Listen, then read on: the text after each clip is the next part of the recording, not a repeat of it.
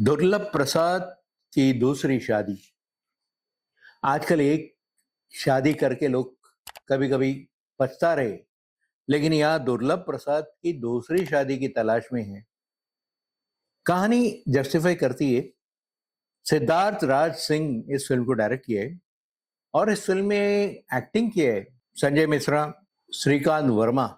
इनके अलावा इस फिल्म में आप देख पाएंगे काफी अरसे के बाद महिमा चौधरी, नई लड़की पलक लालवानी और नया लड़का व्योम यादव को। कहानी बहुत ही दिलचस्प है, कहीं भी बोर करती नहीं। मुरली इज द रोल विच व्योम यादव अदा कर रहा है और महक का रोल पलक लालवानी कर रही है। पलक लालवानी आपको एक सेकंड कंफ्यूज होगा कि मृणाल ठाकुर तो नहीं है, सेम फेस कट है।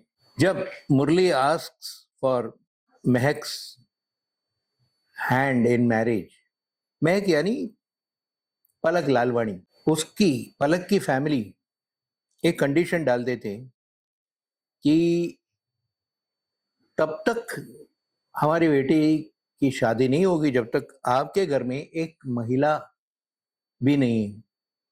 इसका बैक स्टोरी ये है कि मुरली पैदा होते मम्मी को मिस कर देते हैं, मम्मी गुजर जाती है और एक ऐसे परिवार में पला पोसा बड़ा हुआ है जिसमें उसके डैड, उसके मामा और वो बस 3 जने।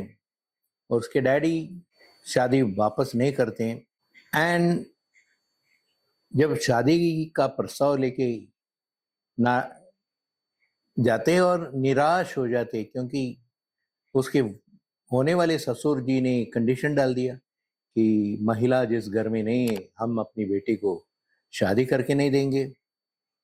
तो देन हमारा फ्लैशबैक ट्रैक शुरू होता है जब दुर्लभ प्रसाद एक यंग लड़की बबीता से इश्क कर रहे थे।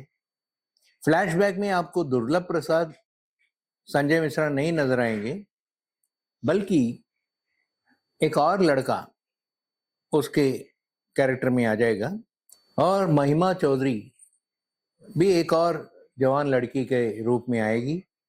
महिमा चौधरी रोल अदा कर रही है बबीता का। बनारसी बैकड्रॉप है इस फिल्म में और लेखक है आदेश एफ अर्जुन और प्रशांत सिंह जो डायरेक्ट करते हैं फिल्म की। सिनेमाटोग्राफी अद्भुत है बाय अनिल सिंह। बनारस की लोकेल्स को सूटेबली फोटोग्राफ किए एंड आपको ऐसा लगता है कि आप बनारस में घूमने के लिए निकले पड़े। संजय मिश्रा अच्छा एक्टर है, हर फिल्म में अच्छा किरदार निभा रहे हैं। इस फिल्म में भी दुर्लभ का रोल अदा कर रहे हैं और महिमा चौधरी का भी रोल भी उम्दा है।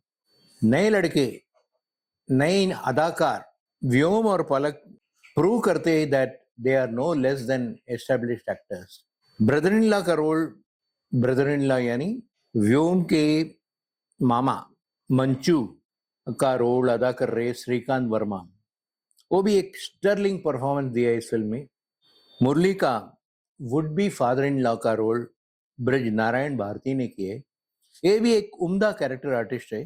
कई बार आपको कंफ्यूजन आ जाएगा कि बिटवीन ब्रज नारायण भारती एंड प्रवीण सिंह सिसोदिया कैसे। फिर दुर्लभ प्रसाद और महिमा चौधरी जैसे मैंने कहा काम अच्छा दिए है, काम किए हैं और दुर्लभ जाते हैं बबीता से मिलने के लिए और अपना रिलेशनशिप को रिन्यू करने के लिए, क्योंकि फ्लैशबैक में दिखाते हैं कैसे उसके स्ट्रिक्ट फादर ने मना कर दिया था दुर्लभ को शादी करने से फ्रॉम विथ महिमा, क्योंकि महिमा सिगरेट पीती थी, बियर पीती थी, तो खानदानी रिवाज के खिलाफ था, तो शादी नहीं करते। और अब एकदम मतलबी आदमी निकला क्योंकि उसका बेटे का शादी कराने के लिए वापस महिमा से रिश्ता जोड़ देते। और कपल ऑफ ट्रैक्स है इस फिल्म में जहाँ एंटी लव वाले बनारस में आ जाते, गार्डन में जहाँ महिमा और सब बैठे हैं और उनको डिस्टर्ब करते हैं। सब पार करके जब